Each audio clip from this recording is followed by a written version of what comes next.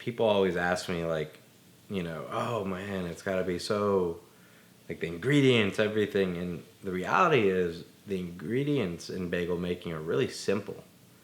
The base of a bagel is just flour, malt, and salt. That's it. You can use brown sugar instead of malt, but that's the base of bagel. That's it. In order to make a really good bagel, it doesn't have anything to do with what you're necessarily putting into it. Obviously, there are the different flavors, like we've got Italian herbs and cheese and sun-dried that make it, but like, it's just about making sure you use the best quality ingredients. We use the highest gluten flour that you can get, which really gives it a really good chew and a really good outside rather than the all-purpose flour. We also use one that doesn't use chemicals. It's not bleached. It's not bromated. It's really it's organic. So you use high-quality ingredients. You mix all your dough, your flour, water, sugar, yeast, whatever kind of sweet bagels you want to do. Your cinnamon raisin, your blueberry, in our case, strawberry white chocolate, chocolate chip, and other weird flavors that we might come up with. But you come in, you make the dough in the morning. It might take an hour, hour and a half to, depending on the batch size for the day. And then you put the dough in the fridge and you let it slow proof. But after that first rise, you cut it down. A New York style, like, you punch it down, and then a New York style bagel is only 4 to 5 ounces, or 4 to 5 ounces, 110 to 135 grams, something like that. So you don't want it to be too big. So then you portion it out, and then you form it. You have 3 different styles of forming a bagel. The traditional one is actually to roll it out and make it like a rope, and then loop it, tie it, and then roll it together. The easy one is to make it into a ball and then stick your finger in it that way. And then the one that I prefer, because I feel like it really works the gluten the best and helps you work out more air pockets and make it like really give the chew that you want, is what I call like the puck method. Is you're kind of like making a hockey puck. And you kind of you're folding the dough in on itself, and it can almost be zen-like.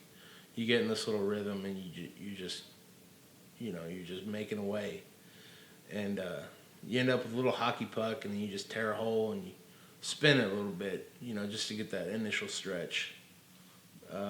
Then those have to, you set those on a tray and you cover them. Then the trays go in. You let them rise again for about anywhere from 45 minutes to an hour and a half. Again, the dough will tell you when it's ready to go.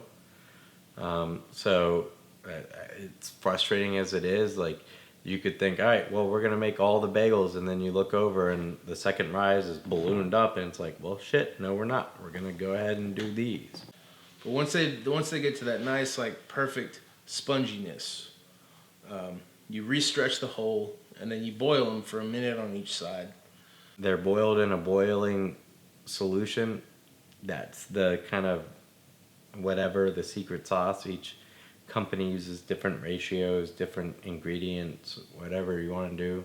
And then after they come out of the boil, you let them cool for just a minute or two maybe. And then you have to rework the hole, otherwise the hole will close up and your bagel will become, it'll rise up too much in the middle, and then you don't have the hole. It's not a bagel, it's a bialy. Egg wash them, put them in toppings. We top the hell out of them because that's the way they should be done. And then you slide them into the oven for anywhere from 18 to 25 minutes. And it really just depends. Everything bagels take a little bit longer. Don't know if it's because of the stuff. Plain bagels take a little bit shorter. And then you just pull them out. You want them to cool to room temperature before we put them in the trays to put in a warmer. Otherwise, if you put them in when they're really hot, they'll get condensation, then they'll get soggy, and then they'll kind of deform a little bit. and we keep all the different flavors separate from each other, especially the everything bagels because they're super strong in flavor. Hey, they're good to go. And there's nothing better than eating a bagel fresh out of the oven. You don't need anything on it. It's better than a cookie, in my opinion. And then once we have that the warmer full of bagels, or 500 bagels or so, we load up racks, and then put them in the van, and then drive it all the way from Greenback to Knoxville, which is about 35 miles. It takes about 45 minutes. In baker's trays, and then we transfer them back to my house. My house, we have all the bags, and we do it kind of rustic old style with a Sharpie marker, writing names on it. We take them into Marshall's house and put them on his kitchen counter, and then we proceed with the bagging. And Lord have mercy, that is a pain in the ass sometimes.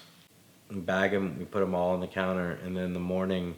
And in the morning, after that, it's usually 1 or 2 o'clock in the morning. So we all go home and go to bed or whatever. And then we typically have a delivery person who comes in the morning, picks all the bagels up, and then takes it to its respective drop zone, if you will. My mother-in-law, who joined the business about a month ago, she's been awesome. So she comes and picks up all the bags, and then she drives to deliver. And that, that's just like one day. And we do this 4 days a week usually. And it's typically Tuesday, Thursday, Friday, Saturday, or Sunday. So we alternate Saturdays and Sundays doing that. And it's pretty much like that every week. So I think we started this journey, I don't know, God. I've always my wife would describe me as a bagel snob. It's the only food I've ever been weirdly snobby about. I'll eat gas station pizza, I'll eat cheap chocolate. But when it comes to bagels, it's always been a soft spot for me. It fills a big hole, no pun intended. Just doing them right to me has always been a big deal. And the way to do them right is, you boil them. You boil them for 2 minutes roughly. It's in a malt or honey solution with baking soda, to help with the pH of it, to give it a good crisp and a good shine, but also it poaches them. A New York style bagel is poached in a malt and baking powder solution, and then finished off in just a regular oven. And a Montreal style is poached in a honey solution and then finished off in a pizza oven at 550 degrees. When you get a really good bagel, you can almost press it and there's a little bounce to it, and it's airy, and it's got this really great chew to it, and you don't feel like you're eating bread. You can chew and you can tear pieces of a bagel off and just eat it without anything on it. And so the pandemic hit, and so a lot of people, you're stuck all right, well, what am I gonna do? What's going on? And so I started cooking different things. I made some pastries that I really like. I started making pasta. I started doing all this stuff with the KitchenAid my wife had bought me for Christmas. And then I decided, you know what? I'm gonna make my own bagels. The guy I swam with in college at Brandeis, his parents owned and ran a bagel shop. So I called him and said, hey, give me some tips, And they, so he talked to his parents. And number one thing was just make a good bagel and do it right. I was all right. So next thing I know, I just started making them. The first couple batches were not very good, but then on the third batch, I hit it. I hit exactly kind of the recipe that I wanted, and it tasted really good. And, just went from there. About the beginning of August, my buddy who owns Century Harvest Farms said, hey, let's go get lunch. So we went and got lunch. It was great. We were just shooting the shit. And he goes, I want to talk about this bagel thing. He said, what do you mean? He said, well, how do we make this a business? And so I never thought about it like that. Marshall and Chris have actually known each other for years and years. I think they went to the same high school.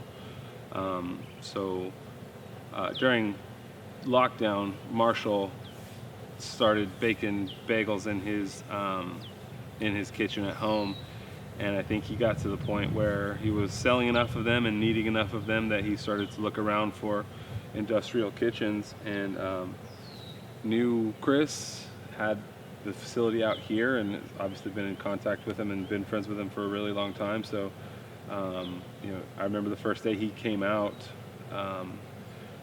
we sat down and had a lot of conversations about the health department and certificate of resale and that kind of businessy stuff. But Marshall had the mixer in the trunk of his car and big bags of flour. So after we kind of came to an agreement, he just jumped in and started baking right away. And But I called a friend of mine in Memphis who does marketing for a living and said, "What do you think about this?" And he was furloughed from a job at the time because he did marketing for a company who did college dormitory building, and obviously not a whole lot of college. They said, "I got some time on my hand," and so he said, "Let's do it." And so the three of us kind of just set out to do it. Goal was 8 to 10 dozen a week. Thought we were gonna do it casually. It was gonna be in my house. Like we were gonna do it all in my house and then deliver it, and it would be really easy, nice and simple.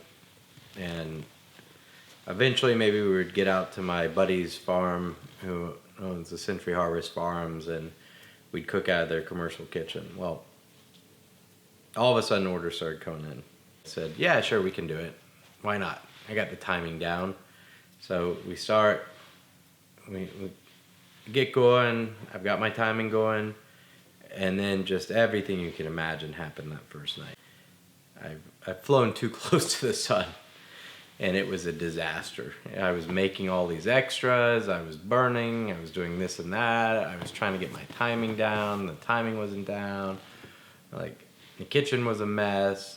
My wife came down at like 7 a.m. that morning, and I still wasn't done. I was 10 minutes late to the drop-off. It was just, how you go from 2, maybe 3 dozen to like 8 dozen. It just, ugh.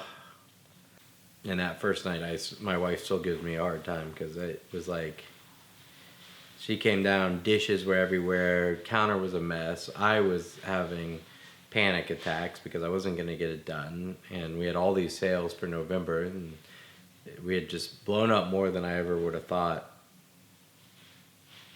And oh my god, it was just crazy. And then the orders just kept coming. They just kept coming. So then I needed help. I couldn't keep this going, so I reached out to a friend of mine who was furloughed on Facebook. He was furloughed from the food business. I said, "Hey, do you need something to do? Like, I need help right now. See if I can make this something." And he said, No. He was like, "I can't really help because of this." He goes, "But my brother is looking for a job, and he's been in food service for 15 years. Like I always saw him growing up, and he was friends with my brother, and that's where I first, met Marshall and that whole family. But it wasn't until years later, during COVID and all that, I was unemployed, and Marshall reached out to my older brother and asked him if he wanted to come and help him make bagels. But my brother was uninterested at the time, but he recommended me, and because I have 15 years of cooking experience, just being in restaurants, my whole life. And after Marshall reached out to my brother, I called Marshall, and we met back up, and it had been years since I had seen him. And I came over to his house, and we cooked a small batch of bagels just to see. He showed up to my house the first night, and I think he was like, "What the fuck is going on?" We're making it, at home. We're doing this and that. He jumped right in, just like everybody who forms their first bagel. It was ugly, but he picked it up. And from there, we took off. I really look at him more as like my cooking partner, so he's taking good ownership over it and all that, and so we work really well together. And then about right before Thanksgiving, we moved into the commercial kitchen, and I started working with Century Harvest Farms, the foundation. It was funny. I remember the first night, and then I remember the first night we got over 200 bagels. It was just me and Aaron right before Thanksgiving, just the two of us. And we thought, oh my God, this is crazy. And then we came back, and a couple weeks later, we did 300 bagels. And we thought, this is just ridiculous. Like 300 bagels in one night, that's just a lot. And it's just been crazy. And then tonight, actually, we just finished up with a record, 662 bagels. But yeah, it grew, it escalated, it grew. But along the way, it's been kind of cool because it's turned into a lot more than that. Jake's in recovery, Aaron's in recovery. We have a 70-year-old woman who comes with us on Tuesday nights. She came to me one night. She lives in my neighborhood, and we were talking, and she said that she was depressed because of the pandemic, and she needed something. She didn't have any friends, so I said, well, why don't you come with us one night? So she started coming every Tuesday night. She shows up. She loves it. And at 40 years old, like, getting to spend 6-7 hours a night with your parents baking, like, it's pretty unbelievable. Some good money. The drop-offs, is it sustainable? I don't know. But, if we end up getting a storefront and going that direction, that'd be pretty awesome to be able to leave a legacy. My daughter's come out there and helped. My son has come out there and helped. So it's been a crazy 6 months and something I never thought I would be in. I just had this one specific food that I loved and had a lot of history with, and I wanted to make sure Knoxville had the right thing, and I just started doing it from there. And I think people see the love and stuff that it's put into it, and we just enjoy our time in the kitchen, and yeah, it's just turned into a really cool little business. And where it goes from here, we'll see. I'm excited. It could go a number of different directions. And like I said, in the worst case scenario, if it ends tomorrow, I got to spend all this time with my family. I got to do a cool little thing. And I've made some good friends along the way with it. And I've helped some people out. What more could you want?